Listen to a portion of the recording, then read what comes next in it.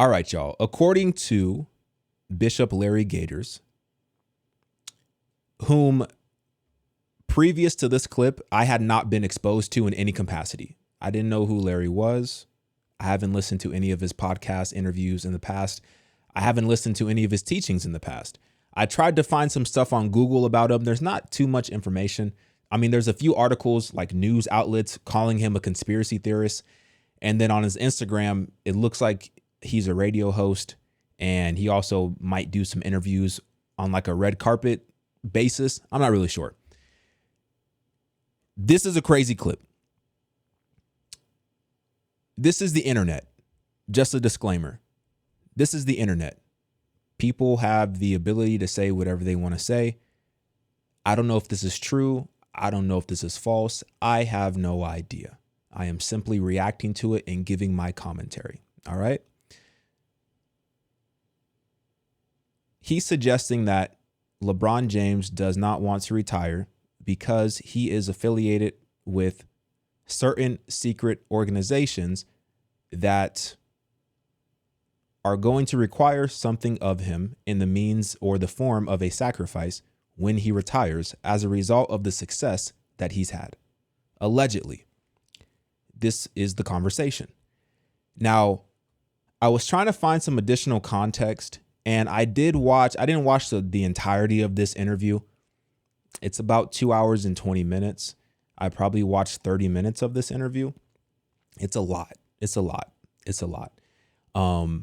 It's a lot of information. It's not something that you can just watch and then just quickly be able to understand all the information that's coming out of his mouth, because it's a lot of information. But in doing so, I did pick up that previous to this podcast, the clip that he did on this podcast, he was on a previous episode of this podcast where he was talking about the alleged assassination of Kobe Bryant, as he puts it, because he believes that Kobe Bryant was assassinated. And so this was a previous episode that was posted to the original Apollo podcast on April 25th, 2025. During this episode, he speaks about LeBron James, and he speaks about a potential secret society affiliation as it relates to LeBron James. So I want to play this clip first, and then I want to play the sacrifice clip, and then I want to have a conversation. All right? Y'all know the routine. Let's go. He said, no, I don't need your money. I don't want to be controlled. I don't want to be controlled. And he won an Oscar. He won an Oscar. That's it. You see? And now you got this counterfeit like LeBron James, who has that Boule logo tattooed on his chest. LeBron James has that Boule tattooed on his chest. What's the tattoo? Yeah, the Boule tattoo. If you go to Google Images and type in LeBron James chest tattoo, LeBron James chest tattoo, or that Boule, B-O-U-L'-E, tattooed on the chest of LeBron James. Half male, half female, half lion with breasts, with his right paw on an urn. You are in that to keep the ashes of. You're actually right. That's it. You see? So LeBron James is a Prince Hall Mason, has that Boule tattooed on his chest. It's amazing, I know. And so, and I'm going to say this: when LeBron retires, his number would be called 2. Okay, this is how the deep state. He thinks that he's just going to retire, and that's why he doesn't want to retire. And so that tattoo is tattooed on LeBron's chest. You know the former NBA player Dwayne Wade. Correct. Oh, he's messed up. Yeah, messed up. His son, Zion, is now called Zaya. Okay, this is how these black folk do, not just black people, but people within the system. To go to the next level, you have to sacrifice something. This goes back thousands of years during the time of the pharaohs. If a man wanted to have access to Pharaoh, he had to sleep with a male magician. If a woman wanted to have access to Pharaoh, she had to sleep with a female magician. If a parent wanted their child to see Pharaoh, that child had to sleep with a male or female magician. Nothing is. So, he's making the point that nothing has changed from a sacrificial standpoint. And then he goes a step further and he says that, the spirit of that sacrifice is also shown in the rap industry, where these artists, if they want to really be popping, then they have to do something humiliating, or as he put it, they have to be buck broken in order to get to the next level in their career. Now, he mentioned something very interesting, which I didn't ever really pick up on until he said it. And like I said, I don't know everything about these organizations. I've heard the Black Boule mentioned before in the past. He's stating that it is some sort of secret society. As I said, I don't really know anything about it. From a simple Google search, according to Wikipedia, they classify the Boule as a fraternity, specifically an African-American fraternity, and the oldest Greek letter fraternity, which was founded in Philly in 1904. It says the frat doesn't have any collegiate chapters and is designed for professionals in mid-career or older. Now, this symbol right here, this woman on a lion's body, so a woman's head, it looks like, lion's body, angel wings with its paw on some type of fern with an interesting design on the fern as well. This logo is very similar to the one that LeBron has tattooed on his chest, which I've never noticed it before. I mean, largely because I won't be sitting here staring at men's chests. But also, like, I've never noticed it before. I never really gave it any thought. You know what I mean? But I did a little bit of research, and from what I could find, it's actually extremely interesting. So, and I'm just going to read this to you. You can just listen. It says the tattoo on LeBron's chest is a winged lion. So if you go and look at the image that is on LeBron's chest, it's very similar to the one that is shown on the screen. And according to a little bit of research that I did, it says that the tattoo is a winged lion, and it symbolizes strength, courage, dominance, often tied to royalty and leadership. The wings add another layer of meaning, representing power, divinity, transcendence. It is one of LeBron's most prominent tattoos, located in the center of his chest, and reflects his self-image as a powerful, almost mythic figure, both on and off the basketball court. It's very interesting, especially the part where it says, you know, the representation of divinity, which I guess it's tied into the angel wings. But it's very interesting also because LeBron has a tattoo on his chest or his shoulder blade somewhere. LeBron has a tattoo that says the chosen one. And now this is a reference to a 2002 Sports Illustrated article where they labeled him the chosen one. It's very interesting, regardless, right? Now, going back to the image that I showed you from Sigma Phi Phi, or as other people like to call it, the Boule. Like I said, I don't know everything about this type of stuff. I'm still learning about it on the fly, pretty much. All right. Going back to this image, what does it represent and how does it kind of relate to what LeBron has? Well, this image is obviously a lion with wings, often symbolizes wisdom, strength, and guardianship. It says LeBron's tattoo, which is a winged lion, is not identical. It does share heavy symbolic overlap. The lion body, obviously, the wings, and then the placement on the chest, which is indicating that potentially that is central to his identity. It's a core part of how he wants to be seen. So, you know, there's no direct correlation. He's never came out publicly and said that he's associated with this organization, but it is interesting that he has that tattoo that, albeit is not the exact tattoo, it does seem to hold at least some similar traits and meaning. Now, let's go to this clip specifically. So this is a clip that's been going around the internet recently. Let's get into it. LeBron James, let me tell you something about LeBron. We're talking about Antarctica, the Cell of the Fallen Angels. No other team in the NBA wants him. His time is up. I can't wait to see these shorts. His time is up. No team wants him. He's got one more year. And when he retires, his number would be called to either him, his wife, his daughter, or one of his sons. Somebody has to be sacrificed because we allowed you, LeBron, to pass Kareem Abdul-Jabbar. I'm telling you how these deep state devils think. They want blood. Okay? We gave you what you want. You're the greatest scorer in NBA history. We need someone to be liquidated. His number will be called. And you got a lot of listeners. Oh, you're saying he's going to die? I'm not saying he's going to die like Kobe. Something's about to come up. Be called. You see, anyone on that, especially the rappers. We talked about this the first time I was on your power show.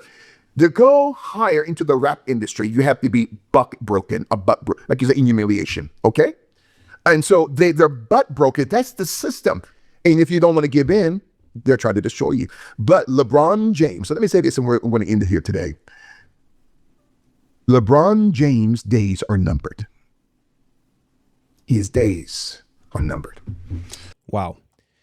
So, I was listening to a podcast. LeBron just did a podcast with Speedy from Complex, and they were kind of talking about the next step and what LeBron is eventually going to get into after he retires. And LeBron was saying that he wants to have I'm paraphrasing, but he said he wants to have the biggest, most powerful and impactful storytelling company in the world. So, and I'm assuming that he means his production company. So he has a production company. I believe it's called Uninterrupted. So he has Uninterrupted, and he wants it to be a go-to place. If you have a story that is impactful, that can reach the masses of people and influence them or make them feel something or just share a beautiful story about something or anything, he wants his production company to be the go-to spot. Almost kind of like Disney. You know how, Disney had, not anymore because they made some decisions that were poor, but you know how Disney, they really had a stronghold in terms of storytelling, and Pixar, they really had a stronghold in the market in terms of storytelling, where if you had a story, if you had a movie that you wanted to make, you would take it to Disney or you would take it to Pixar and you would take it to these, film houses, and they would give you that mass distribution, and you're almost guaranteed to have a certain level of success. That's essentially what it sounded like he wants to tap into moving forward, which would obviously be a massive level up, even for him, like even for somebody who is already super successful in one industry. It would be a massive level up to have that much influence in media as well, especially after a career in professional basketball. Now, I just thought that was interesting. I'm not trying to make any crazy conspiracy connections, but I thought that was interesting. Now, the connection I do want to make that might be a little crazy is what LeBron's currently doing in China. LeBron is currently on tour in China, and the name of the tour is extremely interesting. It's extremely interesting. This is an official press release from Nike, September 6, 2025. LeBron James returns to China for 20th anniversary Forever King Tour. Forever King.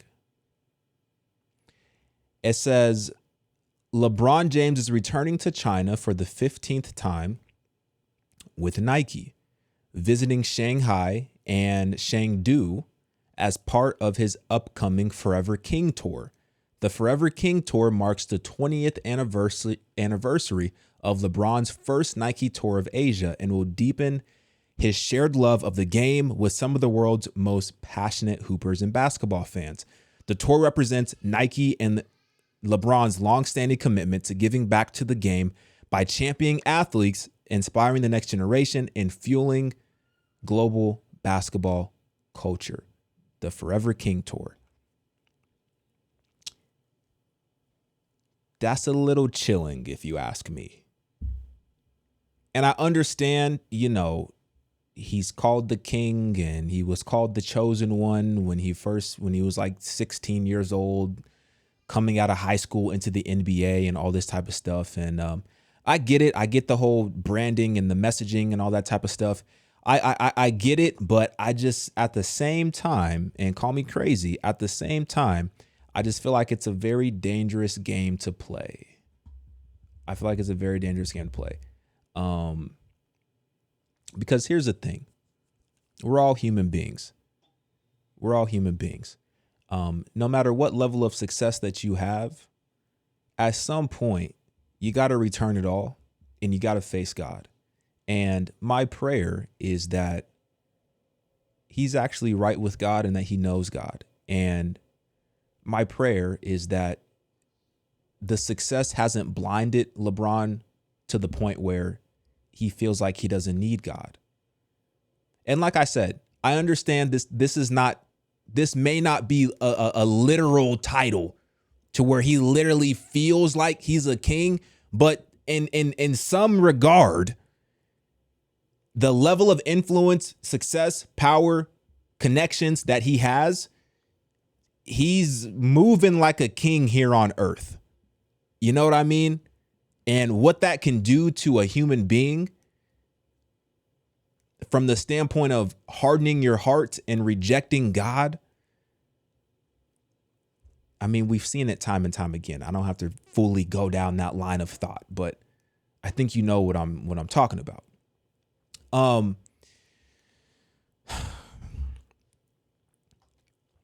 Like I said, I don't know about the whole sacrificial conversation, but I do know that to obtain any level of success here on this earth, you do have to make certain sacrifices. And some sacrifices are greater than other sacrifices. I mean, even from the standpoint of just saying that, hey, you know, I want to be the best in my industry. Well, in order to be the best in your industry, something in your life has to take the back seat. Like if you're going to prioritize your career, then that means everything else has to take the back seat. And oftentimes that means your family, that means your children, that means your wife, that means God, oftentimes, because you're devoting so much of your time and your energy into your craft. So along the way, you have those sacrifices that are taking place. But then, yeah, you do have those larger sacrifices that we've heard spoken about, that we've heard rumors of, once you start to really climb up the ladder and once you really start to see the true 1% success. We've heard about those types of sacrifices. And like I said, I don't know. I have no idea. It wouldn't surprise me.